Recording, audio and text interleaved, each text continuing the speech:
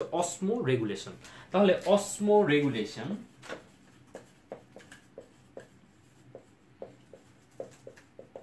বুঝাই যাচ্ছে যে এখানে শব্দটার মানে শব্দটার অংশই হচ্ছে দুটা, একটা হচ্ছে অসমো আর একটা হচ্ছে রেগুলেশন। তাহলে রেগুলেশন এই শব্দটার অর্থ কি? রেগুলেশন শব্দটাই বলে দিচ্ছে যে রেগুলেশন মানে হচ্ছে আসলে কোনো কিছুকে নিয়ন্ত্রণ করা বা কোনো কিছুকে কন্ট্রোল করা। আর অসমো এই কথাটা আসলে এসেছে অসমোলারিটি থেকে। তাহলে অসমো রেগুলেশন মানে হচ্ছে অসমোলারিটিকে নিয়ন্ত্রণ করা। তাহলে চলো আমরা প্রথমে বুঝে নেই যে আসলে এই অসমোলারিটি জিনিসটা কি। অসমোলারিটি জিনিসটা কি এটা বুঝলেই না পরে আমরা অসমো রেগুলেশন জিনিসটা কি সেটাতে যেতে পারবো। তাহলে প্রথমেই যাই অসমোলারিটি ব্যাপারটা আসলে কি।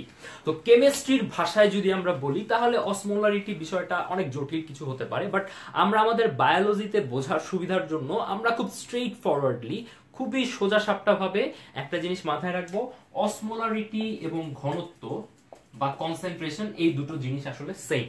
একটা দ্রবণের ঘনত্ব অনেক বেশি, তাহলে আমরা বলতে পারি যে এই দ্রবণটার অসমোলারিটিও অনেক বেশি। আমি বুঝাতে পারছি তো সবাইকে যে অসমোলারিটি এই জিনিসটা আসলে কেমিস্ট্রির সংজ্ঞাতে তুমি যদি যাও তাহলে সেখানে কিছু জটিলতা হয়তো থাকতে পারে, কিন্তু বায়োলজিতে আমরা অসমোলারিটি এবং ঘনত্ব এই দুটো শব্দকে সমার্থক হিসেবে বোঝাতে পারবো, সমার্থক হিসেবে আমরা ব্যবহার করব। এবং রক্তের ঘনত্ব বেশি মানে রক্ত অসমোলারিটি বেশি, এবং রক্তের অসমোলারিটি বেশি মানেই রক্তের ঘনত্ব বেশি, এই দুটো শব্দকে আমরা সমার্থক হিসেবেই ব্যবহার করব। তাহলে আমরা এখন সোজা ভাষায় বলতে পারি না অসমো রেগুলেশন বলতে রক্তের ঘনত্বকে নিয়ন্ত্রণ বা রক্তের ঘনত্বকে একটা কন্ট্রোলের ভেতরে রাখা এই জিনিসটাকে বোঝায়। তাহলে আমরা একটা জিনিস খুব সহজভাবে ধরে নেই। মনে করো তুমি কোনো কারণে পানি খেতে পারছো না। রোজার দিনে আমাদের যেটা হয় যে আমরা পানি সারাদিন আমরা কোনো খাবারই খাই না এবং পানিও খাই না। তো সারাদিন পানি না খাওয়ার কারণে কিংবা মনে করো প্রচন্ড গরমের যে দিনগুলি রয়েছে সেই গরমের দিনে আমাদের ঘাম হয়ে আমাদের শরীর থেকে প্রচুর পরিমাণে পানি বের হয়ে যায়। তো এই যে পানিগুলি বের হয়ে যাচ্ছে কিংবা আমরা যে পানি খাই, এই পানি খেলে আলটিমেটলি এই পানিটা আমাদের রক্তের ভেতরেই মিশে যায়। আমরা জানি যে রক্তের ভেতরে যে প্লাজমা রয়েছে তার 90 থেকে 92 ভাগই হচ্ছে পানি। তাহলে কারো যদি ঘাম হয়ে পানি বের হয়ে যায় কিংবা কেউ পানি কম খাচ্ছে এরকম যদি হয় তাহলে কি দাঁড়ালো ব্যাপারটা, যে তার রক্তের ভেতরে পানির পরিমাণ কম। রক্তের ভেতরে পানির পরিমাণ যদি কম হয় দ্যাট মিনস যে রক্তটা এখন ঘন হয়ে গেছে, কারণ রক্তে শুধু পানির পরিমাণই কিন্তু কমেছে, অন্য যে উপাদানগুলো রয়েছে রক্তকোষ বা রক্ত কণিকা যেগুলো রয়েছে সেগুলির পরিমাণ কিন্তু কমছে না। তাহলে রক্ত থেকে যদি পানি বের হয়ে যায় বা রক্তের ভেতরে পানি আমরা খাচ্ছি না, তাহলে পানি রক্তের ভেতরে যাচ্ছেই না, তাহলে এই সময়ে রক্তের ঘনত্বটা বেড়ে যায়, যেমনটা রোজার দিনে বিকাল বেলা আমাদের হয়ে থাকে কিংবা প্রচন্ড গরমের দিন আমাদের হয়ে থাকে। আবার উল্টাটাও সত্য, যখন আমরা অনেক বেশি পানি খাচ্ছি তখন এই পানিটা আমরা খাওয়ার পর এটা আমাদের ইন্টেস্টাইন বা ক্ষুদ্রান্ত থেকে শোষণ হয়ে রক্তে চলে যাচ্ছে, কাজেই রক্তে পানির পরিমাণ বেড়ে যাচ্ছে এবং আমরা বলতে পারি যে রক্তটা তখন আগে যখন পানি আমরা কম খেয়েছি কিংবা খাইনি তখন রক্তটা ঘন হয়ে গিয়েছিল, আর এখন আমরা অনেক বেশি পানি খাচ্ছি তাহলে রক্তটা এখন পাতলা হয়ে যাবে। তাহলে আমরা রক্ত ঘন হয়ে গেছে এটাকে বলতে পারি যে রক্তের অসমোলারিটি বেড়ে গেছে, আবার রক্তটা পাতলা হয়ে গেছে এই জিনিসটাকে আমরা বলতে পারি রক্তের অসমোলারিটি কমে গেছে। এখন রক্তটা সবসময় আমাদের বডির ভেতর দিয়ে বিভিন্ন অঙ্গের ভিতর দিয়ে প্রবাহিত হচ্ছে। তো রক্ত সবসময় এরকম ফ্লো করার কারণে বা এরকম প্রবাহিত হওয়ার কারণে আমাদের রক্তের অসমোলারিটি একটা নির্দিষ্ট লেভেলে থাকা আসলে খুবই জরুরি। তোমরা নিশ্চয়ই বুঝতে পারছো যে মনে করো আমি একটা সারফেসের উপর দিয়ে বা একটা পৃষ্ঠের উপর দিয়ে আমি পানিকে ফ্লো করতে দিলাম বা পানিকে প্রবাহিত করে দিলাম কিংবা এবং ভাতের মারকেও ফ্লো করতে দিলাম বা ভাতের মারকে প্রবাহিত করে দিলাম, কে বেশি স্মুথলি ফ্লো করবে? ডেফিনেটলি তোমরা বুঝতেই পারছো যে পানি খুব স্মুথলি ফ্লো করবে, আর ভাতের মার যেহেতু ওটা অনেক ঘন সেহেতু ওটা খুব একটা ফ্লো করতে পারবে না, কিছু দূর ফ্লো করে আটকে যাবে বা থেমে যাবে। তাহলে রক্ত যে কন্টিনিউয়াসলি আমাদের রক্ত নালিকাগুলির ভিতর দিয়ে প্রবাহিত হচ্ছে, এই কন্টিনিউয়াসলি রক্ত নালিকাগুলির ভিতর দিয়ে প্রবাহিত হওয়ার জন্য রক্তের অসমোলারিটি বা রক্তের ঘনত্ব একটা নির্দিষ্ট লেভেলে থাকা প্রয়োজন। তো আমাদের কিডনি বা আমাদের বৃক্ক এই রক্তটাকে সবসময় অসমোলারিটিটা মানে রক্তের অসমোলারিটি বা রক্তের ঘনত্বটাকে সবসময় নিয়ন্ত্রণে রাখার মাধ্যমে এই জিনিসটা সে আসলে এনশিওর করে যে রক্ত যাতে ঠিকমতো প্রবাহিত হতে পারে। তাহলে আমরা এখন সেই জিনিসটাই আসলে দেখব যে অসমো রেগুলেশন আমাদের কিডনি কিভাবে করে থাকে বা আমাদের বডিতে অসমো রেগুলেশনে কিডনির ভূমিকাটা কি। তাহলে চলো দেখে ফেলি। এটা আমরা একটা ফ্লো চার্ট করে করে শিখবো। আমরা প্রথমে একটা ফ্লো চার্ট করবো এবং ফ্লো চার্ট করার মাধ্যমে খুব সুন্দর করে আমরা এই জিনিসটা শিখবো। মনে করো আমি প্রথমে যেটাতে যেতে চাই যে তোমার রক্তের ঘনত্ব বেড়ে গেছে। ধরো তুমি পানি খাও নাই সারাদিনে এবং ঘাম হয়ে তোমার শরীর থেকে পানি বের হয়ে গেছে। তাহলে তুমি যেহেতু পানি খাওনি এবং শরীর থেকে পানি আবার ঘাম হয়ে বের হয়ে গেছে, তাহলে তোমার রক্ত থেকে পানি বের হয়ে গেছে।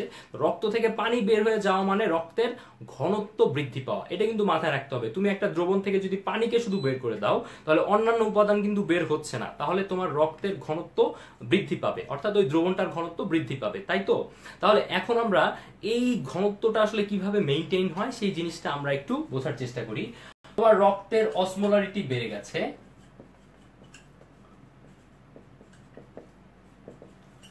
পাশাপাশি আমরা কি এটা বলতে পারি না যে তোমার ব্লাড ভলিউম সেটা কমে গেছে? রক্ত থেকে পানি বের হয়ে যাওয়া মানে তো রক্তের ভলিউম বা রক্তের আয়তন কমে যাওয়া, তাই না? আর যেহেতু পানি বের হয়ে গেছে এই জন্য রক্তের অসমোলারিটি বা ঘনত্ব এটা বৃদ্ধি পেয়েছে। তাহলে আমাদের রক্তের অসমোলারিটি সবসময় নির্দিষ্ট লেভেলে আছে কিনা, আমাদের রক্তটা সবসময় ঠিকঠাক মতো তার অসমোলারিটি মেইনটেইন করতে পারছে কিনা, এই জন্য আমাদের বডিতে কিছু স্পেশালাইজ সেল আছে যারা সব সময় কন্টিনিউয়াসলি আমাদের রক্তের অসমোলারিটিকে মনিটর করছে যে অসমোলারিটি এবার বাড়লো কিনা কিংবা কমলো কিনা। তাহলে এই যে সব সময় যারা অসমোলারিটিকে মনিটর করছে তাদেরকে আমরা বলতে পারি অসমো রিসিপ্টর। তাহলে আমরা কি পেলাম যে রক্তের অসমোলারিটি যদি বেড়ে যায় তাহলে এই অসমো রিসিপ্টর, আমি এখানে একটা প্লাস চিহ্ন দিলাম এবং এই প্লাস চিহ্ন দিয়ে আমি বোঝাতে চাইলাম যে অসমো রিসিপ্টর তখন উত্তেজিত হয়ে যায় যে কি ব্যাপার, যে রক্তের অসমোলারিটি এত বেশি কেন। এবং এই অসমো রিসিপ্টর তখন উত্তেজিত হয়ে, অসমো রিসিপ্টর গুলি আসলে অবস্থান করে আমাদের ব্রেইনের ভিতর। আমাদের ব্রেইনের ভিতরে একটা জায়গা আছে, জায়গাটার নাম হচ্ছে হাইপোথ্যালামাস। তখন অসমো রিসিপ্টর গুলি উত্তেজিত হয়ে যায় এবং অসমো রিসিপ্টর উত্তেজিত হয়ে একটা হরমোন সে বের করে। এই হরমোনটার নাম কি? হরমোনটার নাম হচ্ছে অ্যান্টি ডাইউরেটিক হরমোন, বা যেটাকে আমরা বলতে যাচ্ছি সংক্ষেপে এডিএইচ বা ভ্যাসোপ্রেসিন। এই হরমোনটার আবার আরেকটা নাম হচ্ছে ভ্যাসোপ্রেসিন। এই হরমোনটা বের হয়, হাইপোথ্যালামাস উত্তেজিত হলো এবং এডিএইচ বা ভ্যাসোপ্রেসিন বের হয় আমাদের পিটুইটারি গ্রন্থির যে পশ্চাৎ অংশে, সেই অংশ থেকে এই হরমোনটা বের হয়। এই হরমোনটা বের হয়ে এই হরমোনটা রক্তের মাধ্যমে প্রবাহিত হতে হতে এটা চলে যায় আমাদের কিডনিতে, এবং কিডনির যে ডিস্টাল কনভলিউটেড টিবিউল এবং collecting tubule, distal convoluted tubule এবং কালেক্টিং টিবিউল এরা সাধারণত কোনো পানিকে পুনঃশোষণ করে না। ডিস্টাল কনভলিউটেড টিবিউল এবং কালেক্টিং টিবিউল এরা সাধারণত কোনো পানিকে পুনঃশোষণ করে না। শুধুমাত্র এই এডিএইচ হরমোনের প্রভাবে এই ডিস্টাল কনভলিউটেড টিবিউল এবং কালেক্টিং টিবিউল পানি পুনঃশোষণ করে। আমি এখানে আবার ইনক্রিজ চিহ্ন দিয়ে বুঝিয়ে দিলাম যে ডিস্টাল কনভলিউটেড টিবিউল এবং কালেক্টিং টিবিউল এই এডিএইচ হরমোনের কারণে পানি পুনঃশোষণ করে। এখন একটা জিনিস দেখো, তোমাদের নেফ্রনের ছবিটা মনে আছে কিনা, আমি এখানে সংক্ষেপে তাড়াতাড়ি এঁকে ফেলি। যে নেফ্রনে আমরা দেখেছিলাম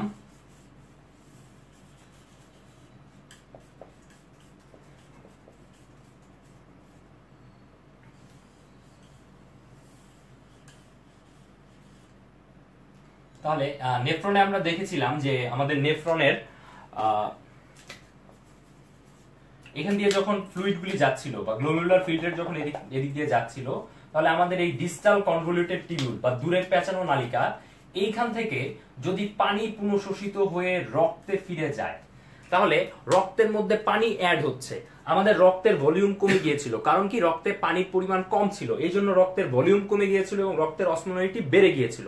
এখন আমাদের এই এডিএইচ হরমোনের প্রভাবে ডিস্টাল কনভলিউটেড টিবিউল এবং কালেক্টিং টিবিউল সে পানিকে পুনঃশোষণ করছে, অর্থাৎ যেই পানিটা এই টিবিউল দিয়ে মূত্রের ভেতর চলে যাওয়ার কথা ছিল সেই পানিটা এখন আর মূত্রের ভেতর যাচ্ছে না, সেই পানিটা পুনঃশোষণ হয়ে ফিরে আসছে কোথায়? ফিরে আসছে রক্তে।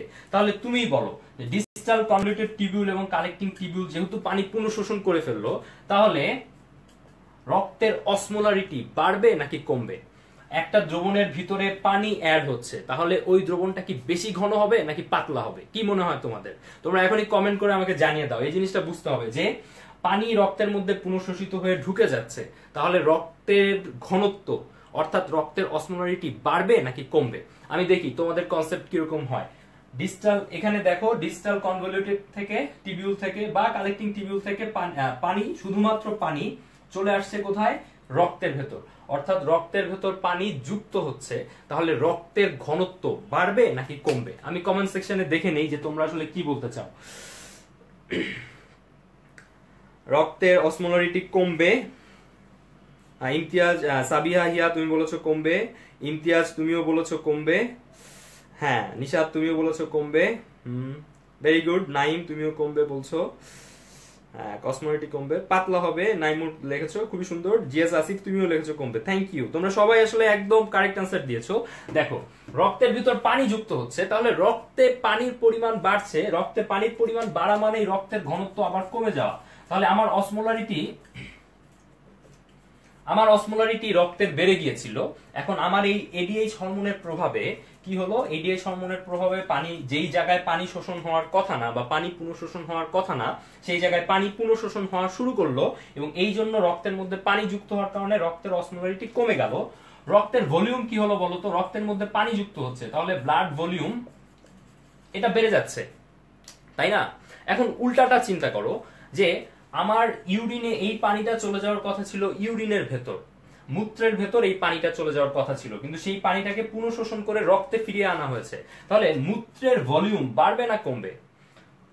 মূত্রের ভলিউম, যেহেতু পানিটা মূত্রে যাওয়ার কথা ছিল কিন্তু পানিটা এখন আর মূত্রে যাচ্ছে না, মূত্র থেকে এটা পুনঃশোষণ হয়ে রক্তে ফিরে এসেছে, তাহলে ইউরিন ভলিউম কমে যাবে। পাশাপাশি আরেকটা জিনিস চিন্তা করো, শুধু পানি কিন্তু পুনঃশোষণ হচ্ছে, এইখানে অন্যান্য যে উপাদানগুলি ছিল, অন্যান্য উপাদান কিন্তু পুনঃশোষণে এডিএইচ এর কোনো ভূমিকা নেই। তাহলে অন্যান্য উপাদান কিন্তু আগের মতো ইউরিনের মধ্যে যাচ্ছে, তাহলে ইউরিনে পানির পরিমাণ কমে আসছে কিন্তু অন্যান্য উপাদানের পরিমাণ কমছে না। তাহলে ইউরিনের কনসেন্ট্রেশন বা ইউরিনের ঘনত্ব আমরা কি বলবো, ইউরিনের কনসেন্ট্রেশন বেড়ে গেল।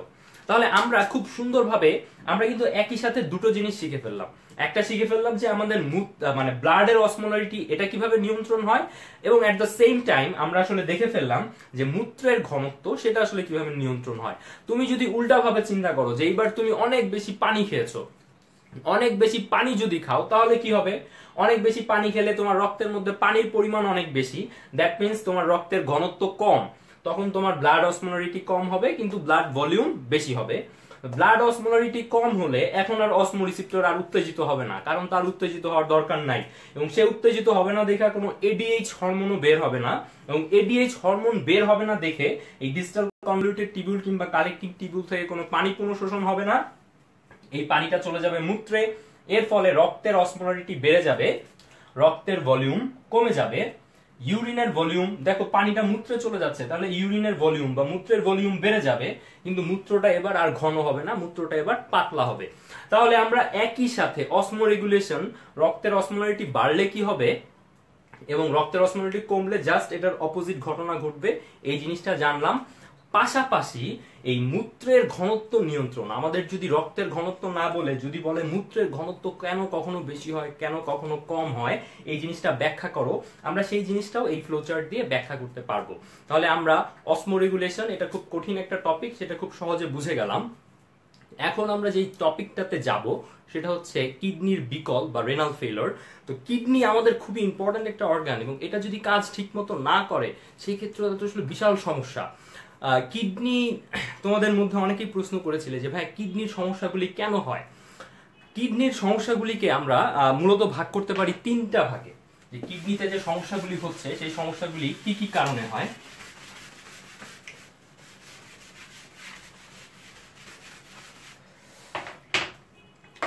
প্রথমেই দেখো আমি একটা কিডনি এঁকে নিই, মনে করো এটা একটা কিডনি। তাহলে কিডনির সমস্যা তিনটা লেভেলে বা তিনটা স্টেজে হতে পারে। প্রথম ব্যাপারটা হচ্ছে যে কিডনিতে কোনো সমস্যা নেই, kidney is perfectly alright, kidney ঠিকঠাক মতো কাজ করছে, কিন্তু সমস্যা যেটা হতে পারে সেটা হচ্ছে যে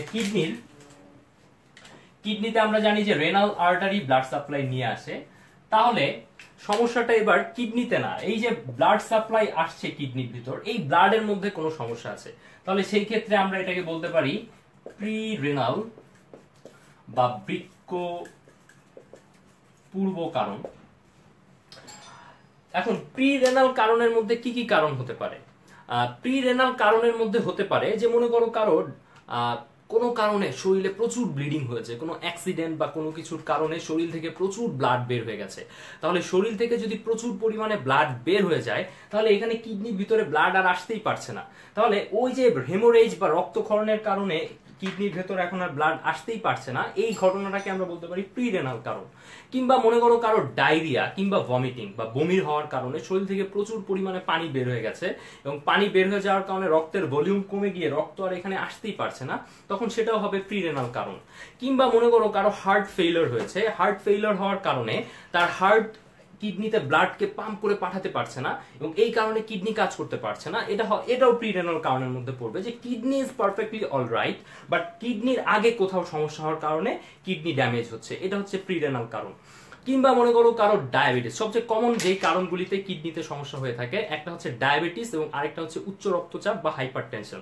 তাহলে কারো যদি উচ্চ রক্তচাপ কিংবা ডায়াবেটিস থাকে এবং দীর্ঘদিন ধরে এই ডায়াবেটিস কিংবা উচ্চ রক্তচাপ নিয়ন্ত্রণের বাইরে থাকে, নিয়ন্ত্রণের ভেতরে থাকলে কিন্তু কোনো সমস্যা হবে না, কিন্তু নিয়ন্ত্রণের বাইরে যদি থাকে তাহলে কন্টিনিউয়াসলি এই হাইপারটেনশন এবং ডায়াবেটিস এই কিডনিকে ড্যামেজ করতে থাকবে এবং ড্যামেজ করতে করতে একটা সময় গিয়ে কিডনি ফেইলিওর বা বৃক্ক বিকল এই ঘটনাটা সে ঘটাতে পারে। এরপরে আসো যে কিডনির আগে কোনো সমস্যা নেই, এবার কিডনিতেই সমস্যা, তাহলে সেটাকে আমরা বলতে পারি রেনাল বা বৃক্কীয় কারণ। তাহলে রেনাল বা বৃক্কীয় কারণের মধ্যে কি কি আছে? মনে করো কারো কোনো কিডনিতে ইনফেকশন আছে বা কিডনিতে কোনো পাথর আছে বা কিডনিতে কোনো টিউমার অথবা ক্যান্সার এই জাতীয় কিছু আছে, এই ঘটনা যদি কিডনির ভেতরে ঘটে এবং এই কারণে যদি কিডনি ফেইল করে তাহলে সেটাকে আমরা বলতে পারি রেনাল কজ বা বৃক্কীয় কারণ। এরপরে আসো আমরা জানি যে কিডনি থেকে বের হয়ে গেছে কি, কিডনি থেকে বের হয়ে গেছে ইউরেটার। এখন যদি কিডনিতে কোনো সমস্যা না, ইউরেটার কিংবা ইউরেটারের পরে রয়েছে ইউরিনারি ব্লাডার বা যেটাকে আমরা বলতে পারি মূত্রথলি,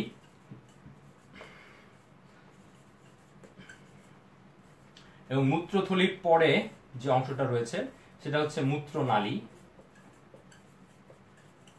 তাহলে এই রাস্তার কোথাও যদি কোনো টিউমার থাকে, কোথাও যদি কোনো স্টোন বা কোনো পাথর থাকে, কোনো ক্যান্সার থাকে অথবা কোনো ইনফেকশন থাকে যার কারণে কিডনি মূত্র তৈরি করার পর সেই মূত্রটা আর বের হয়ে যেতে পারছে না, মূত্রটা এখানে আটকা পড়ে গিয়ে পেছনের দিকে প্রেসার দিতে দিতে দিতে দিতে একটা সময় কিডনিকে ড্যামেজ করে দিতে পারে, এই ঘটনাটাকে আমরা বলতে পারি যে পোস্ট রেনাল কজ বা বৃক্ক উত্তর কারণ।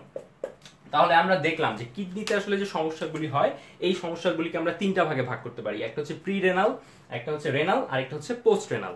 এখন আমরা আরো একটা জিনিস জেনে ফেলি যে কিডনির সমস্যাগুলিকে আমরা দুইটা ভাগে ভাগ করতে পারি, একটা হচ্ছে অ্যাকিউট আর একটা হচ্ছে ক্রনিক।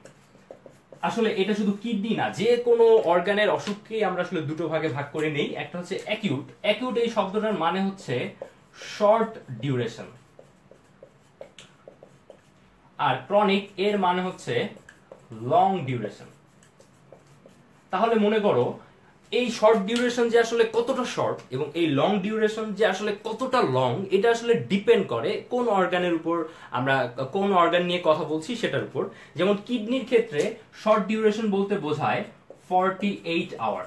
যদি এমন হয় যে একজনের 48 আওয়ারের ভিতরে কিডনি খারাপ হয়ে গেছে, সেই ক্ষেত্রে আমরা বলতে পারি তার অ্যাকিউট কিডনি ফেইলিওর হয়েছে বা অ্যাকিউট রেনাল ফেইলিওর হয়েছে। যদি অল্প সময়ে, কখন সেটা হয়, যেমন মনে করো কারো ব্লিডিং এর কারণে কিডনি নষ্ট হয়ে গেল, সেটা একটা অ্যাকিউট কিডনি ফেইলিওর। কিংবা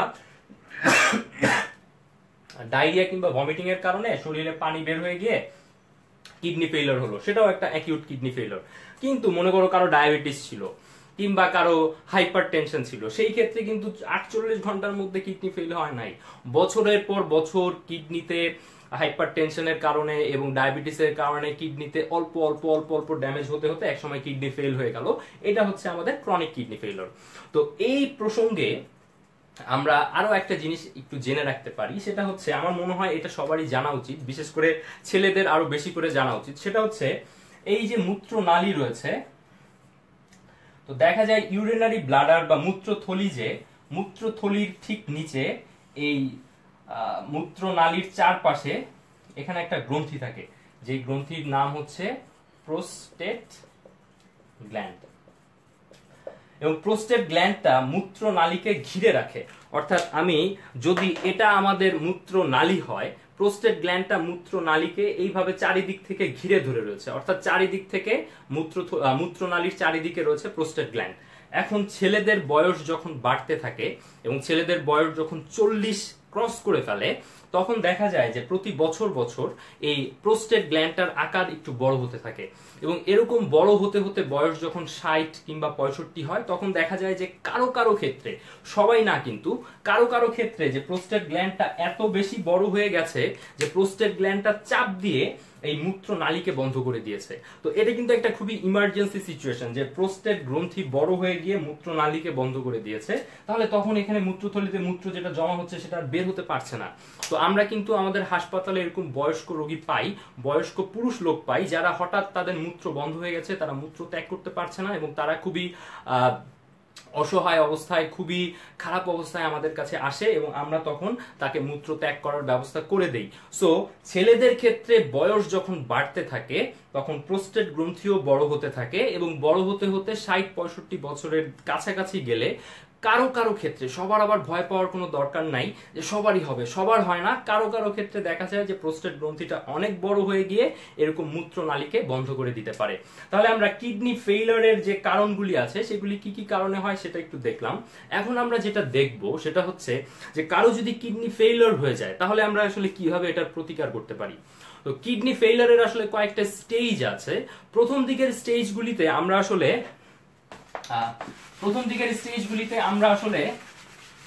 তাকে বলি যে আপনি খাবার দাবার নিয়ন্ত্রণ করেন।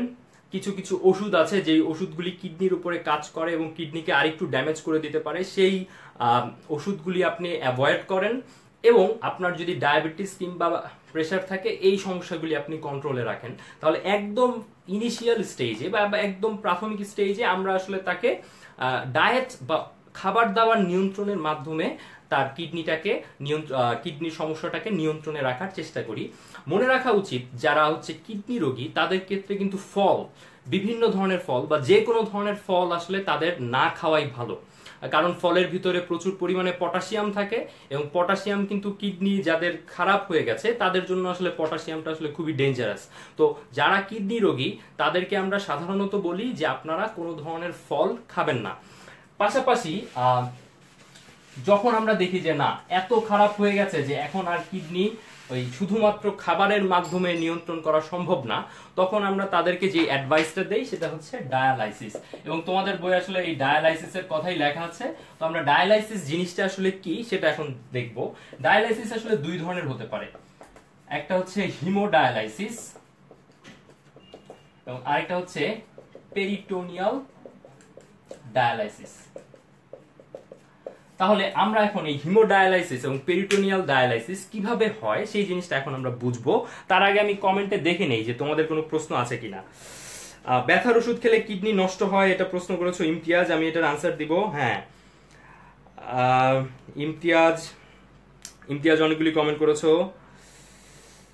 রাশিদ রিপু, তুমি ঢাকা মেডিকেলে কিডনি ট্রিটমেন্ট হয় না লিখেছো। আসলে হয়, কিডনি ট্রিটমেন্ট হয়।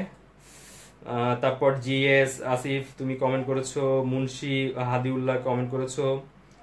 আচ্ছা, ব্যথার ওষুধ এটার কথা আমি বলছি। নেট প্রবলেম হচ্ছে কয়েকজনের, আমি আশা করি তোমাদের এই নেট প্রবলেমটা এখনই ঠিক হয়ে যাবে এবং তোমরা আমাদের সাথে আবার জয়েন করতে পারবো। যারা এখনো ক্লাসে জয়েন করেনি তাদেরকে আমি বলবো যে আমাদের ভিডিওটি শেয়ার করে তোমার বন্ধুরা যারা ক্লাসে এখনো জয়েন করেনি তাদেরকেও ক্লাসে নিয়ে আসো।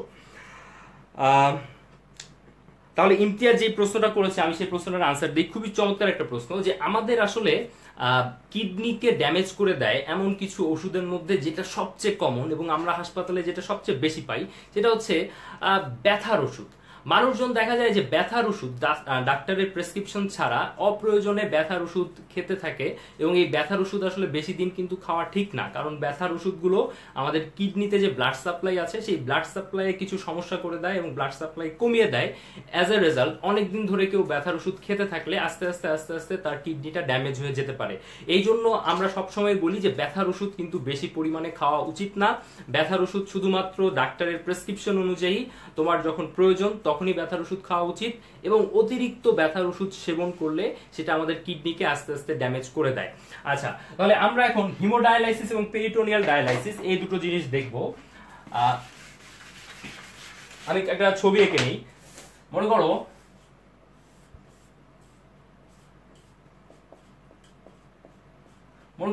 এই লোকটার কিডনিতে সমস্যা, এই লোকটার কিডনি ফেল হয়ে গেছে এবং এই লোকটার কিডনি আসলে এখন ফিল্ট্রেশন করতে পারছে না। তাহলে কিডনির কাজ ছিল ফিল্ট্রেশন করে শরীরের ওয়েস্ট ম্যাটেরিয়াল গুলি বের করে দেওয়া, তো উনার শরীর থেকে এখন ওয়েস্ট ম্যাটেরিয়াল বাইরে বের হচ্ছে না। তো তখন আমরা প্রথমে হিমোডায়ালাইসিসটা দেখছি।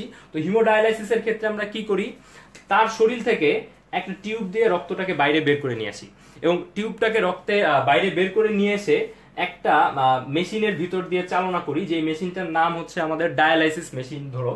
তো সেই মেশিনের ভিতর দিয়ে আমি এখানে সিঙ্গেল লেয়ার দিয়ে গেছি, বা আমি এখানে ডাবল লেয়ার দিয়ে রাখতে পারি। মেশিনের ভিতর দিয়ে চালু করে দিলাম এই যে টিউবের ভিতর দিয়ে। আচ্ছা, এখন দেখো এই যে মেশিনটার ভিতর দিয়ে আমরা চালু করলাম, আর এই যে টিউবটা যে আমরা রেখেছি, এই টিউবটার পর্দা হচ্ছে সেমি পারমিয়েবল, বা আমি যদি বাংলায় বলি তাহলে হচ্ছে বৈষম্য ভেদ্য। এটার ভেতর দিয়ে কেউ কেউ পাস করতে পারে, কেউ কেউ পাস করতে পারে না। আমি এর বাইরে এই যে মেশিনটার ভেতরে আমরা এমন একটা দ্রবণ রাখলাম, যেই দ্রবণটার ঘনত্ব রক্তের যে প্রয়োজনীয় উপাদানগুলি রয়েছে, রক্তের প্রয়োজনীয় উপাদানগুলির ঘনত্ব এবং এই দ্রবণের ঘনত্ব সেম।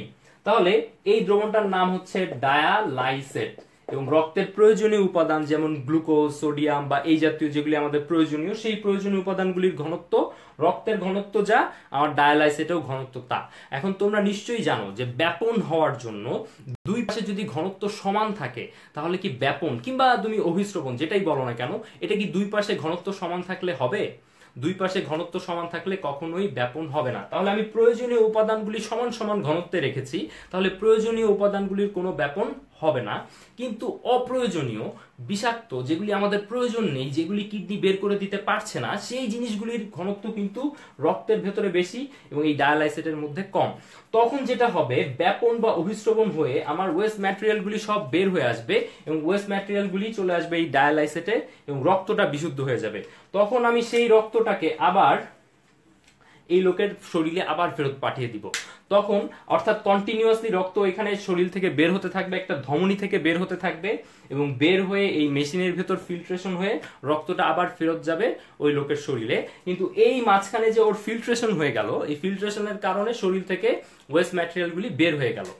এখন আমাদের রক্তের একটা ধর্ম হচ্ছে, রক্ত যখনই রক্ত নালী থেকে বাইরে বের হয় বা শরীরের বাইরে বের হয় তখনই রক্ত জমাট বেঁধে যেতে পারে। তাহলে রক্ত যদি এখানে জমাট বেঁধে যায়, তাহলে এই জমাট বাঁধা রক্ত তো শরীরের ভেতরে প্রবেশ করানো বিপজ্জনক। তাহলে আমার এই রক্তটা যাতে জমাট বাঁধতে না পারে, এই জন্য রক্তটা বের হওয়ার সাথে সাথেই এই রক্তের মধ্যে আমরা জানি হেপারিন নামে একটা পদার্থ আছে। এই হেপারিন পদার্থটা রক্তকে জমাট বাঁধতে দেয় না। তাহলে রক্ত এখান থেকে বের হওয়া মাত্রই আমরা হেপারিনের সাথে এটাকে মিক্স করে নিব। অ্যাজ এ রেজাল্ট রক্তটা কখনোই আর জমাট বাঁধবে না এবং এই রক্তটা এখানে ফিল্ট্রেশন হওয়ার পর রক্তটা আবার তার শরীরে চলে যাবে এবং 5 থেকে 6 ঘন্টা সে যদি এই মেশিনে কন্টিনিউয়াসলি তার রক্তটাকে ফিল্ট্রেশন করতে দেয়, তাহলে 5 থেকে 6 ঘন্টার মধ্যে সমগ্র শরীরে যত দূষিত রক্ত ছিল, সব দূষিত রক্ত বা যত ওয়েস্ট ম্যাটেরিয়াল ছিল সব ব্যাপন হয়ে এই ডায়ালাইসেটের মধ্যে চলে আসবে। তো ডায়ালাইসেটের মধ্যে ওয়েস্ট ম্যাটেরিয়াল চলে আসলে কিছুক্ষণ পর পর আমাদেরকে এই ডায়ালাইসেট, এই দ্রবণটাকে চেঞ্জ করে দিতে হবে। তাহলে এটা আমরা যেহেতু রক্তটাকে সরাসরি বাইরে বের করে নিয়ে এসে ডায়ালাইসিস করেছিলাম, এই ডায়ালাইসিসটাকে বলা হয় হিমোডায়ালাইসিস। এখন আমরা আরো একটা ডায়ালাইসিস পদ্ধতি আমরা জানি, সেটা হচ্ছে পেরিটোনিয়াল ডায়ালাইসিস। সেটা কিভাবে হয় এটা দেখব। পেরিটোনিয়াল ডায়ালাইসিস, এইবার মনে করো আরেকজন মানুষের ছবি আঁকা যাক।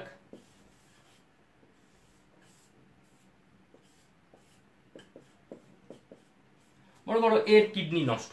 তাহলে আমরা জানি যে আমাদের শরীরে উদর গহ্বর বা আমাদের সোজা বাংলায় যদি বলি তাহলে আমাদের পেটের ভিতরে যে আবরণটা থাকে সেই আবরণের নাম হচ্ছে পেরিটোনিয়াম। তাহলে এই লোকটার পেট আঁকা যাক। ধরলাম এটা হচ্ছে এই লোকটার পেট। আসলে আমাদের বুঝতে পারলেই হলো, আমাদের ছবিটা আসলে একদম মানুষের মতোই যে হতে হবে, পেরিটোনিয়াম যে একদম পেরিটোনিয়ামের মতোই হতে হবে এমন না। আমরা যদি বুঝতে পারি তাহলে এই ছবিটাই আমাদের জন্য এনাফ। তাহলে আমরা দেখতে পাচ্ছি যে এটা ধরলাম লোকটার পেট। এখন পেটের ভিতরে যে আবরণটা থাকে সেই আবরণটার নাম হচ্ছে পেরিটোনিয়াম। তাহলে এই আমরা পেট পেলাম এবং পেটের ভিতরে আমি লাল রং দিয়ে পেরিটোনিয়াম আঁকলাম। তো পেরিটোনিয়ামের আবার দুটো লেয়ার থাকে, একটা ভিতরে যেটা আমি এখানে লাল রং দিয়ে এঁকেছি, এবং আরেকটা লেয়ার আমাদের সামনে পেটের সাথেই লাগানো থাকে যেটাকে বলা হয় প্যারাইটাল। এটা ওই যে আমরা গ্লোমেরুলাসে যেমন দেখেছিলাম যে গ্লোমেরুলাসের ভিতরে ভিসেরাল লেয়ার এবং বাইরে প্যারাইটাল লেয়ার, এবং পেরিটোনিয়ামের ক্ষেত্রেও তাই, ভিতরে ভিসেরাল লেয়ার এবং বাইরে প্যারাইটাল লেয়ার। তো ভিসেরাল লেয়ার আর প্যারাইটাল লেয়ারের মাঝখানে আমরা দেখতে পাচ্ছি যে এখানে কিছু স্পেস আছে, এখানে কিছু স্পেস আছে। তো পেরিটোনিয়াল ডায়ালাইসিসের ক্ষেত্রে আমরা যেটা করি সেটা হচ্ছে তার পেটের সামনের দিকে একটা ছিদ্র করি, সেই ছিদ্র দিয়ে ডায়ালাইসের দ্রবণকে আমরা প্যারাইটাল এবং ভিসেরাল লেয়ার এই দুই লেয়ারের মাঝখানে আমরা প্রবেশ করিয়ে দেই ডায়ালাইসের দ্রবণকে। এখন পেরিটোনিয়াম যেটা, সেটা একটা বৈষম্যভেদ্য ঝিল্লি, এবং পেরিটোনিয়ামের এই পাশে অনেক ধরনের ব্লাড ভেসেল রয়েছে, অনেক ছোট ছোট কৌশিক জালিকা রয়েছে। তো এই পেরিটোনিয়ামকে ক্রস করে ওই একই মেকানিজম ভিতর থেকে ওয়েস্ট ম্যাটেরিয়াল গুলি বাইরে বের হয়ে আসে, এবং ডায়ালাইসেটের দ্রবণ আমি এমন ভাবে রাখি যে ডায়ালাইসেটের দ্রবণকে আমি এমন ভাবে রাখি যে ডায়ালাইসেটের ভিতর প্রয়োজনীয় উপাদানের ঘনত্ব এবং আমাদের রক্তের ভেতরে যে প্রয়োজনীয় উপাদান এই দুই পাশের ঘনত্ব সেম থাকে। ওই বেসিক কথা বা বেসিক মূলনীতি আসলে একই, যে ভিতর থেকে ওয়েস্ট ম্যাটেরিয়াল বাইরে বের হয়ে যাবে কিন্তু কোনো ইম্পর্টেন্ট বা বডির জন্য দরকারি কোনো কিছু বাইরে বের হবে না। তাহলে এইভাবে রেখে দেওয়ার পর যখন তার ওয়েস্ট ম্যাটেরিয়াল গুলি ফিল্ট্রেশন হয়ে বাইরে বের হয়ে আসবে, তখন আবার আমরা এই পেটের ছিদ্র দিয়ে ডায়ালাইসেটটাকে বাইরে বের করে নিয়ে আসবো। এবং এই মানে পেরিটোনিয়াল ডায়ালাইসিসের সময় আমার রোগী কিন্তু সে মুভ করতে পারবে। হেমোডায়ালাইসিসের সময় পেশেন্টটাকে মেশিনের সাথে অ্যাটাচ থাকতে হচ্ছিল, কিন্তু পেরিটোনিয়াল ডায়ালাইসিসের সময় রোগী তার ইচ্ছা মতো মুভ করতে পারবে। এটা হচ্ছে পেরিটোনিয়াল ডায়ালাইসিসের একটা সুবিধা।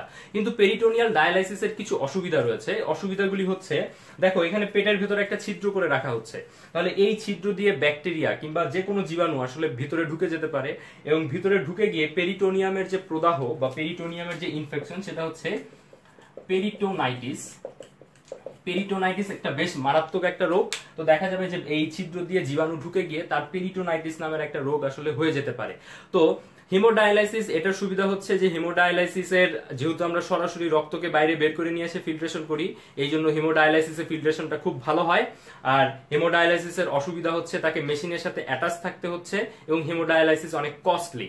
আর পেরিটোনিয়াল ডায়ালাইসিসের সুবিধা হচ্ছে যে পেরিটোনিয়াল ডায়ালাইসিসের রোগী মুভ করতে পারে, এটা একটা সুবিধা। কিন্তু অসুবিধা হচ্ছে যে পেরিটোনিয়াল ডায়ালাইসিস সেখানে আসলে জীবাণু ঢুকে গিয়ে পেরিটোনাইটিস রোগ হওয়ার সম্ভাবনা থাকে, এবং যেহেতু এখানে সরাসরি আমরা ব্লাডকে বাইরে বের করে নিয়ে এসে ফিল্ট্রেশন করছি না, সেহেতু এখানে আসলে ফিল্ট্রেশনটা অতটা ভালো হয় না। তাহলে আমরা পেরিটোনিয়াল ডায়ালাইসিস এবং হিমোডায়ালাইসিসের কথা জানলাম। ডায়ালাইসিসেও যখন রোগীর কাজ হয় না, তখন আমরা বৃক্ক প্রতিস্থাপন করি, অর্থাৎ কিডনি ট্রান্সপ্লান্টেশন করা হয়। এখন বৃক্ক প্রতিস্থাপন, এটা শব্দটা শুনে মনে হচ্ছে যে যার কিডনি নষ্ট তার কিডনিটা ওখানে সরাই দিয়ে আমরা নতুন একটা কিডনি লাগাই, এবং প্রতিস্থাপন মানে কি, নতুন যার থেকে কিডনি নিলাম, অর্থাৎ যে ব্যক্তি কিডনি দান করলো তার শরীরে হয়তো অন্য কোনো কিডনি লাগানো হয়। কিন্তু আসলে ব্যাপারটা তা না। যখন কারো কিডনি একদম ড্যামেজ হয়ে যায়, তো আমরা একজন দাতার কাছ থেকে কিডনি নিয়ে যে অসুস্থ তার শরীরে ওই কিডনিটাকে স্থাপন করে আসি, প্রতিস্থাপন না কিন্তু। অর্থাৎ যে কিডনি রিসিভ করলো বা যে কিডনি গ্রহণ করলো, গ্রহণ করার পর তার শরীরে কিডনি হয়ে যায় 3টা। সাধারণত নষ্ট কিডনিগুলি ফেলে আসা হয় না, রেখে দিয়ে আসা হয়, যদি না ওই কিডনিতে কোনো ক্যান্সার থাকে বা ওই কিডনিতে কিছু কঠিন কঠিন অসুখ আছে। ওই কঠিন কঠিন অসুখ হলেই কেবলমাত্র নষ্ট কিডনি ফেলে দেওয়া হয়, না হলে কিডনি রেখে দিয়ে আসা হয়। এবং প্রতিস্থাপন কথাটা আসলে বলা ঠিক না, বলা উচিত কিডনি স্থাপন করে আসা হয়, কারণ নষ্ট কিডনিটা সরায় আসা হয় না। অর্থাৎ যিনি কিডনি রিসিভ করেন তার শরীরে 3টা কিডনি থাকে, এবং যে কিডনি দেয় তার শরীরে তো একটা কিডনি হয়ে যায়। এখন যে কেউ চাইলেই কি যে কাউকে কিডনি দিতে পারে? না। কিডনি যদি কেউ কাউকে দিতে চায়, সেই ক্ষেত্রে অবশ্যই ডোনার এবং রিসিভার, যে দিচ্ছে এবং যে রিসিভ করছে, দুইজনের ব্লাড গ্রুপ সেম হওয়া লাগে, দুইজনের টিস্যু অর্থাৎ দুইজনের কিডনি একজন আরেকজনের কিডনির সাথে ম্যাচ করা লাগে। এই টিস্যু ম্যাচিং ব্যাপারটা আসলে খুবই ইম্পর্টেন্ট, এবং অধিকাংশ সময় দেখা যায় যে টিস্যু ম্যাচিং হয় না, এই জন্যই আসলে দেখা যায় যে অনেকেই কিডনি আসলে রিসিভ করতে পারে না। তো কিডনি নেওয়ার জন্য ব্লাড গ্রুপ সেম হওয়া দরকার, টিস্যু ম্যাচ করা দরকার, এবং যে কিডনি দিবে তার শরীরে যদি কোনো সংক্রামক ব্যাধি যেমন AIDS, hepatitis B, hepatitis C বা এই ধরনের রোগ যদি থাকে তাহলে সে কিন্তু কিডনি দিতে পারবে না। পাশাপাশি যে কিডনি দিতে চায় তার শরীরে যদি আমরা দেখি যে না, এর শরীরে আসলে কিছু সমস্যা আছে, উনি যদি কিডনি দিয়ে দেয় তাহলে উনি ওই একটা কিডনি নিয়ে বাঁচতে পারবে না, সেসব ক্ষেত্রেও আমরা তার কাছ থেকে কিডনি নেই না। অর্থাৎ চাইলেই যে কাউকে কিডনি দিতে পারে না, এর জন্য তাকে অনেকগুলি পরীক্ষার ভেতর দিয়ে যেতে হয় এবং পাশাপাশি অনেকগুলি রোগ শোক থেকেও তাকে মুক্ত থাকতে হয়। তো কিডনি দিয়ে দেওয়ার পর যিনি একটা কিডনি নিয়ে আছেন তার আসলে পরবর্তী যে কিডনিটা আছে তার শরীরে যদি অন্য কোনো রোগ না থাকে তাহলে সে ওই একটা কিডনি নিয়েই তার কাজ, তার বডির যে এক্সক্রিশন প্রসেস আছে সেই প্রসেসটা মেনটেন করতে পারবেন। তাহলে আমরা কিডনি বিকল হওয়ার কারণ, কিডনি বিকল হলে আসলে আমরা কিভাবে এটাকে ম্যানেজ করতে পারি বা কি চিকিৎসা দিতে পারি সেটা আমরা দেখলাম। এখন আমরা কিডনির কিছু স্পেশাল ফাংশন আছে, সোডিয়াম নিয়ন্ত্রণ, রক্তচাপ নিয়ন্ত্রণ, সেটা আমরা দেখব। তার আগে আসলে দেখি যে তোমরা কমেন্টে কে কি প্রশ্ন করেছো। হ্যাঁ, আমি যেটা বললাম সারোয়ার, তুমি প্রশ্ন করেছো কিডনি প্রতিস্থাপন করলে সুস্থ ব্যক্তির ঝুঁকি থাকে কি। আমরা নেওয়ার আগে তার কোনো ঝুঁকি নেই, এই জিনিসটা এনশিওর হওয়ার পরই কিন্তু আমরা অন্য আরেকজনের কাছ থেকে কিডনি নেই। অর্থাৎ যদি সুস্থ একজন ব্যক্তি কিডনি দান করেন তাহলে সে ওই একটা কিডনি নিয়ে তার বাকি লাইফ কাটাতে পারবেন, এটা নিশ্চিত হওয়ার পরেই আসলে আমরা কিডনি নিয়ে থাকি। আচ্ছা সঞ্জিদা, তোমার লেট হয়ে গেছে, তুমি আশা করবো যে আমাদের ক্লাসটা পরে দেখে নিবে। ডায়ালাইসেটের কম্পোজিশন বইয়ের ভিতর দেওয়া আছে যে ডায়ালাইসেটে সোডিয়াম, পটাশিয়াম এই জিনিসগুলি থাকে, তবে রক্তের প্রয়োজনীয় উপাদানগুলির বেসিক কথা হচ্ছে এটাই যে রক্তের প্রয়োজনীয় উপাদানের ঘনত্ব ডায়ালাইসেট এবং রক্ত দুই জায়গাতেই সেম থাকে, এই জন্য প্রয়োজনীয় উপাদানগুলি ব্যাপন হয় না এবং অপ্রয়োজনীয় উপাদানগুলি ব্যাপন হয়। তারপর মাহিম আরো একটা প্রশ্ন করেছো যে if tissue match how to know. আচ্ছা, এটা আসলে একটা পরীক্ষা আছে, পরীক্ষাটা হচ্ছে HL এর টাইপিং। HL এর টাইপিং করে বোঝা যায় যে একজনের কিডনি আরেকজনের কিডনির সাথে ম্যাচ করছে কিনা। এটা একটা বেশ কঠিন ধরনের একটা পরীক্ষা, তাও তোমরা আর কি নামটা জেনে রাখতে পারো, HLA। আচ্ছা, এরপরে নুসান সাদাফ প্রশ্ন করেছো কিডনি তিনটা থাকলে প্রবলেম হয় না। না, প্রবলেম হয় না, এবং কিডনিটা রেখে আসা হয় আমাদের বোনস যখন আমরা পড়বো তখন আমরা সবাই একটা বোনসের নাম পড়বো পেলভিস। পেলভিসের ভেতর আসলে তৃতীয় কিডনিটা রেখে দিয়ে আসা হয়, তো পেলভিসের ভেতর তৃতীয় কিডনিটা রেখে দেওয়ার কারণে আসলে কোনো সমস্যা হয় না। আচ্ছা, তোমরা সবাই দেখি একটা কিডনি নিয়ে খুব দুশ্চিন্তায় পড়ে গেছো। আসলে যার একটা কিডনি থাকে সে ওই একটা কিডনি নিয়ে চলতে পারবে, এটা বোঝার পরেই আসলে আমরা কিডনিটা প্রতিস্থাপন করি। আশিক, তুমি জানতে চেয়েছো আমি কেমন আছি। আমি আলহামদুলিল্লাহ ভালো আছি। তাহলে চলো আমরা যাই এবার আমাদের খুব ইম্পর্টেন্ট টপিক যেটা, সেটা হচ্ছে আমাদের রক্তের সোডিয়াম নিয়ন্ত্রণে আমাদের কিডনি কিভাবে ভূমিকা পালন করে। আচ্ছা, তাহলে আমাদের এবারের টপিকের নাম সোডিয়াম এর মাত্রা নিয়ন্ত্রণ। রক্তে সোডিয়ামের সাথে একটা জিনিসের সম্পর্ক আছে, রক্তে সোডিয়ামের সাথে সম্পর্ক আছে ব্লাড প্রেসারের। আমি একটু নিচে লিখি তোমরা সবাই যাতে দেখতে পাও, আমার মনে হয় উপর থেকে দেখা যায় না। আচ্ছা, সোডিয়াম এটার সাথে সম্পর্ক আছে ব্লাড প্রেসার বা ব্লাড ভলিউম। তুমি নিশ্চয়ই বুঝতে পারছো যে ব্লাডের পরিমাণ যখন বাড়বে ব্লাডের চাপও তখন বাড়বে। ব্লাডের চাপ মানে সোডিয়ামের সাথে ব্লাড প্রেসার এবং সোডিয়ামের সাথে ব্লাড ভলিউম বা রক্তের আয়তন, এই তিনটার সম্পর্ক আছে। রক্তে সোডিয়ামের পরিমাণ যদি কমে যায় তাহলে ব্লাড প্রেসারও কমে যায় এবং ব্লাড ভলিউম তো ডেফিনেটলি বুঝতেই পারছো যে কমে যায়। তাহলে রক্তে সোডিয়াম কমে গেলে আমরা আবার একটা ফ্লো চার্টের মাধ্যমে, একটা বড় ফ্লো চার্ট হবে, রেনিন, অ্যানজিওটেনসিন, অ্যালডোস্টেরন সিস্টেম, এই জিনিসটা আমরা জানবো। এরকম ব্লাড প্রেসার কমে গেলে আমাদের কিডনির ভেতরে একটা কোষ আছে, এই কোষটার নাম হচ্ছে জেজি সেল, বা আমি যদি পুরো নাম বলি তাহলে হচ্ছে জাক্সটা গ্লোমেরুলার সেল। জাক্সটাগ্লোমেরুলার কমপ্লেক্স বলে কিডনিতে একটা জিনিস রয়েছে বা একটা অংশ রয়েছে, সেই অংশের মধ্যে একটা সেল থাকে যার নাম হচ্ছে জেজি সেল। তো ব্লাড প্রেশার কমে গেলে এই জেজি সেল সে খুব উত্তেজিত হয়ে যায় এবং সে উত্তেজিত হয়ে সে একটা এনজাইম বের করে যার নাম হচ্ছে রেনিন।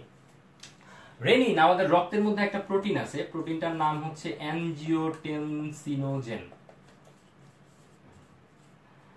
এই অ্যানজিওটেনসিনোজেনকে রেনিন সে অ্যানজিওটেনসিন 1 এ পরিণত করে।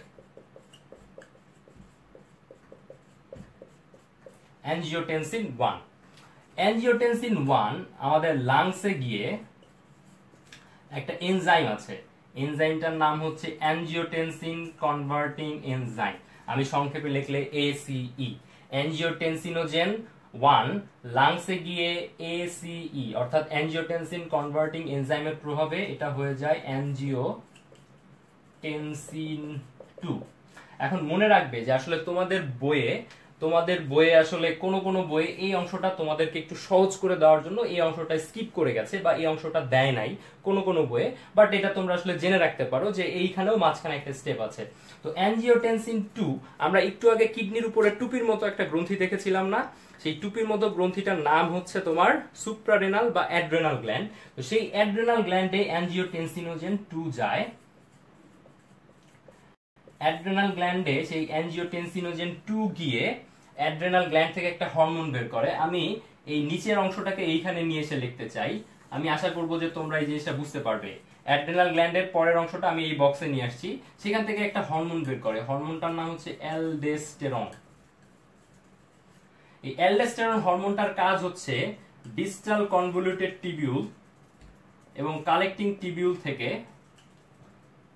ডিস্টাল কনভলিউটেড টিবিউল এবং কালেক্টিং টিবিউল এই দুই টিবিউল থেকে সোডিয়াম এবং পানি পুনঃশোষণ বাড়িয়ে দেওয়া।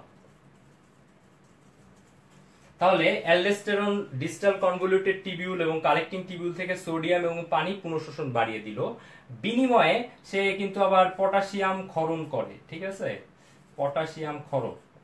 এখন তোমরা দেখো, তোমরা যদি ফ্লোচার্টটা লিখবে, এখানে ছোট জায়গা দেখে আমার লিখতে হয়ে যাচ্ছে, কিন্তু তারপরে তোমরা অবশ্যই খাতায় ভিডিওটা পরে যখন দেখবে পজ করে করে পুরো ছবিটা তুলে লিখবে, তাহলে দেখবা যে তোমাদের এটা পড়তে সুবিধা হবে। তো যাই হোক, ডিস্টাল কনভলিউটেড টিবিউল এবং কালেক্টিং টিবিউলে সোডিয়াম এবং পানি পুনঃশোষণ হচ্ছে, ওই একই জিনিস। দেখো, সোডিয়ামটা চলে যাচ্ছিল মূত্রে, পানিটা চলে যাচ্ছিল মূত্রে, তো সেখান থেকে মূত্র থেকে শোষণ করে রক্তের মধ্যে নিয়ে আসা হচ্ছে। তাহলে পরে কি হবে, রক্তে সোডিয়ামের পরিমাণ বাড়বে, রক্তে পানির পরিমাণ বাড়বে, এবং রক্তে যদি সোডিয়ামের পরিমাণ বাড়ে এবং রক্তে যদি পানির পরিমাণ বাড়ে, রক্তে পানির পরিমাণ বাড়া মানেই হইতেছে ব্লাড ভলিউম বাড়া, এবং ব্লাড ভলিউম বাড়া মানেই হইতেছে ব্লাড প্রেসার বাড়া। তাহলে আমরা দেখলাম যে আসলে কারো যদি ব্লাড প্রেসার কমে যায়, অর্থাৎ সোডিয়ামের পরিমাণ কমে যায়, তাহলে সেখানে এই ফার্স্টে জেজি সেল থেকে রেনিন বের হয়, রেনিনটা আবার অ্যানজিওটেনসিনোজেন সেটাকে অ্যানজিওটেনসিন 1 এ পরিণত করে, অ্যানজিওটেনসিন 1 ACE এনজাইমের প্রভাবে লাংসে গিয়ে অ্যানজিওটেনসিন 2 তে পরিণত হয়, অ্যানজিওটেনসিন 2 আবার অ্যাড্রেনাল গ্ল্যান্ডে আসে, অ্যাড্রেনাল গ্ল্যান্ডে এসে অ্যালডোস্টেরন বের করে, অ্যালডোস্টেরন ডিস্টাল টিবিউল এবং কালেক্টিং টিবিউল থেকে সোডিয়াম এবং পানি পুনঃশোষণ বাড়িয়ে দেয় এবং পটাশিয়ামের ক্ষরণও সে বাড়িয়ে দেয়। এর ফলে রক্তে সোডিয়ামের পরিমাণ বাড়লো, রক্তে পানির পরিমাণ যেহেতু বাড়লো, এই জন্য ব্লাড ভলিউম বেড়ে গেল এবং ব্লাড প্রেসারও বেড়ে গেল, অর্থাৎ একটা আরেকটার সাথে রিলেটেড। অ্যানজিওটেনসিনোজেন এই জিনিসটা আসলে কোথা থেকে বের হয়, এই জিনিসটা আসলে তৈরি হয় লিভার বা আমাদের যকৃতে। তাহলে আমরা একটা খুব জটিল একটা মেকানিজম দেখলাম, এই মেকানিজমটাকে আমরা বলে থাকি রেনিন অ্যানজিওটেনসিন অ্যালডোস্টেরন মেকানিজম, এবং এই মেকানিজমের মাধ্যমে রক্তে সোডিয়ামের পরিমাণ যেমন নিয়ন্ত্রিত হয়, ঠিক একই সাথে রক্তের যে প্রেসার বা ব্লাড প্রেসার সেটাকেও আসলে নিয়ন্ত্রণ করা হয়। তাহলে আমরা এই রক্তে সোডিয়ামের মাত্রা নিয়ন্ত্রণের সাথে সাথে আমরা রক্তে প্রেসার যেটা, ব্লাড প্রেসার যেটা, সেটা কিভাবে নিয়ন্ত্রিত হয় সেটাও আমরা জেনে ফেললাম। এখন আমরা ব্লাডের অসমো রেগুলেশন কিছুক্ষণ আগেই পড়েছি, এবং অসমো রেগুলেশনের সাথে সাথে আমরা দেখেছি যে ব্লাডের অসমো রেগুলেশনের যে মেকানিজম, সেই একই মেকানিজম আসলে মূত্রের ঘনত্ব নিয়ন্ত্রণের মেকানিজমও আসলে একদম সেম। তো আমার আসলে এখানে একটা হরমোন নিয়ে খুব বেশি ফ্যাসিনেশন আছে, বা একটা হরমোন নিয়ে আমার খুব বেশি আগ্রহ আছে, এবং খুব আমার পছন্দের একটা হরমোন আছে। হরমোনটা হচ্ছে অ্যান্টি ডাইউরেটিক হরমোন। আমি এটা মুছে ফেলছি, কিন্তু তোমরা এটা পজ দিয়ে দিয়ে এই পুরো জিনিসটা অবশ্যই খাতায় লিখবে, এবং খাতায় লিখে লিখে এটা শিখবে। তো আমার যে হরমোনটা নিয়ে কথা বলতে ইচ্ছা করছে সেটা হচ্ছে এডিএইচ।